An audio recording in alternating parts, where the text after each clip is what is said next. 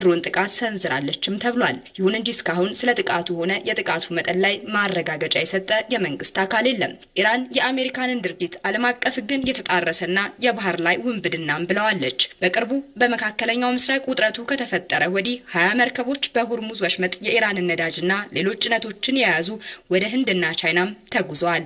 ይህም ውጥረቱ ከተከሰተ ወዲህ ከፍተኛ ቁጥር ያለው መርከብ በአንድ ጊዜ ሲጓዝ መሆኑ ተገልጿል።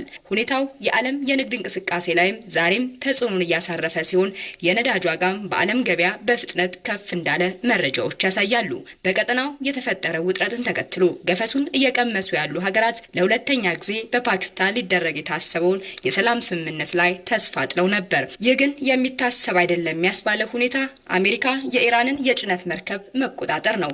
ከዚህ ባለፈም የሆርሙዝ መተላለፊያ ለኢራን መርከቦች በአሜሪካ ዝግ መሆን ድርድሩን ለመቀጠል መቸገራቸውን የኢራን መሪዎች እየገለጹ ነው። ይህም